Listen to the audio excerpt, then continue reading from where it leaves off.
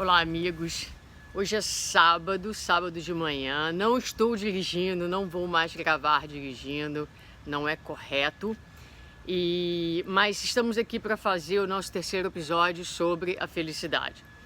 No primeiro e no segundo episódio, nós já demos algumas dicas, de acordo com a doutrina espírita, daquilo que nós podemos fazer para conquistarmos a felicidade relativa aqui na Terra. Hoje nós vamos trazer uma visão psicológica e também de alguns outros religiosos e ver como essa visão ela se associa e corresponde também à visão espírita sobre felicidade. É importante que a gente defina a felicidade. E os psicólogos nos dizem, na verdade, que a felicidade ela não deve ser a meta da nossa existência. Ela é o resultado de alguma coisa muito maior do que a busca da felicidade em si. Então eles vão dizer que ela é efeito de um estado de completude, de integração e de conexão. Há uma pesquisa bastante interessante que nos fala de que a felicidade, diferente do que a gente imagina, muitas vezes quando a gente pensa em felicidade, o que é ser feliz para você? Ser feliz para mim é estar numa rede embaixo de 2 coqueiros, tomando um refresco, pegando uma brisa, não é, de preferência na Bahia, olhando para o mar azul. Mas isso não é felicidade. A felicidade, eles vão dizer, ela não é, na verdade, vazia de conflitos, não é vazia de estresse, de situações de dificuldade. Mas as pessoas que desenvolvem uma capacidade emocional de lidar com essas situações, essas são mais felizes. As pessoas que desenvolvem a capacidade de lidar com situações de desconforto, tanto externas quanto internas. E quais são as situações de desconforto internas? As nossas emoções, aquelas emoções que a gente não curte necessariamente, como sentimentos de culpa, muitas vezes a raiva. Então as pessoas que conseguem lidar com essas situações, que estão mais equipadas emocionalmente para lidar com essas situações de desconforto, elas são mais felizes. A felicidade não é ausência de luta, não é ausência de conflito, mas sim está relacionada ao que eles vão chamar, e é uma expressão bastante legal, a resiliência daquele que acampa. Então, quando a gente vai acampar, a gente vai para uma situação de não tem chuveiro, não tem privada, não tem conforto, mas a criatura ela se adapta a essas faltas, a esses obstáculos, digamos assim, não é? Então, a resiliência daquele que acampa é o que eles propõem em termos de felicidade para nós, que nós desenvolvamos essa capacidade de lidar com essas situações desafiadoras. E aí você se pergunta, mas por que eu vou acampar se eu posso estar confortavelmente dentro de um hotel, sem estresse, sem os desafios de estar ali exposto à natureza, não é? É mais fácil ficar no conforto do meu hotel, eu acho que aqui eu vou ser feliz.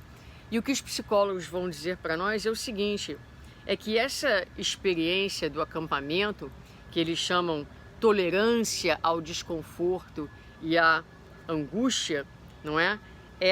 As pessoas que têm essa capacidade, elas vão se tornando pessoas mais fortes, mais sábias, mentalmente mais ágeis e, o mais importante, mais felizes, de uma maneira mais resiliente e mais robusta.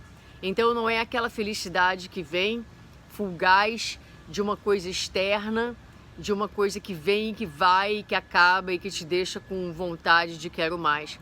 É uma felicidade que vem dessa capacitação emocional de lidar com o desconforto, de entrar na natureza, digamos assim, sem todos os confortos.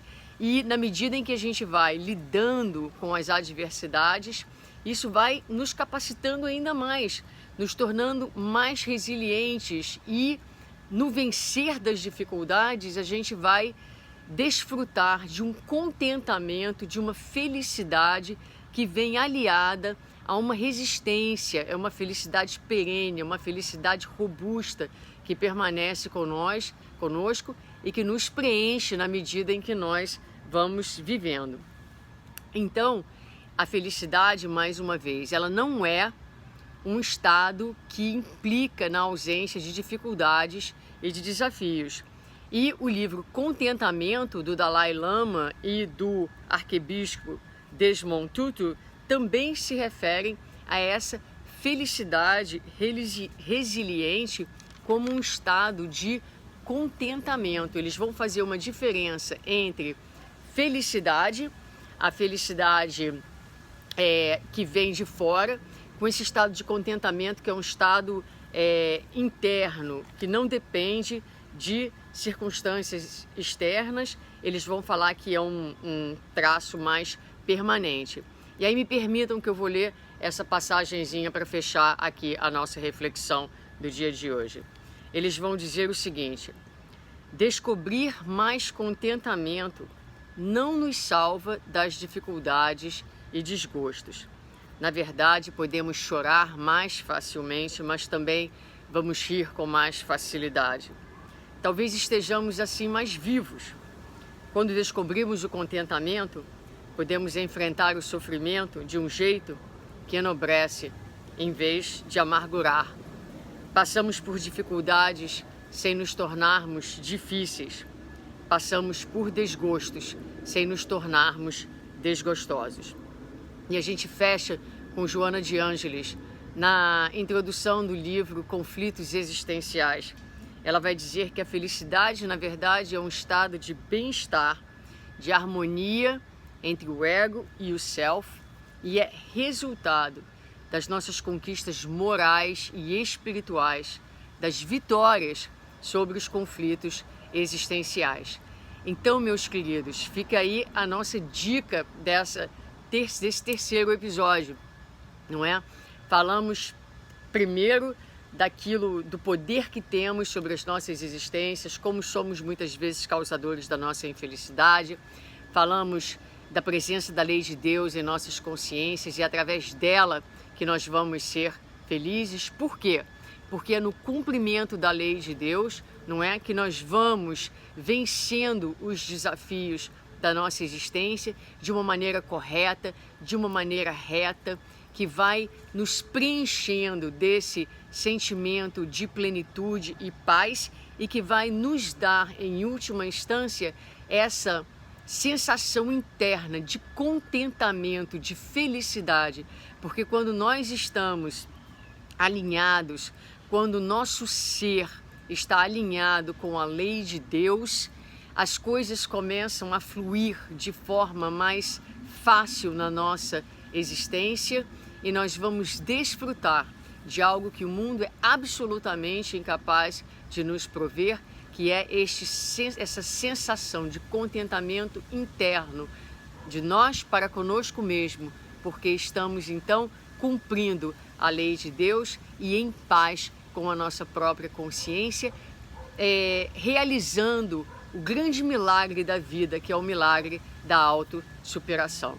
Então pensemos sobre isso para que a gente vá devagarinho desfrutando cada vez mais e mais dessa sensação gostosa que nos preenche de contentamento e de alegria no cumprimento das leis de Deus, e lembrando que felicidade não é vazia de dificuldades, mas está na nossa capacidade de investirmos no nosso espírito imortal para que estejamos cada dia mais equipados para lidar com a vida, para estarmos vivos dentro da vida, encarando corajosamente todos os obstáculos, sejam eles externos ou internos.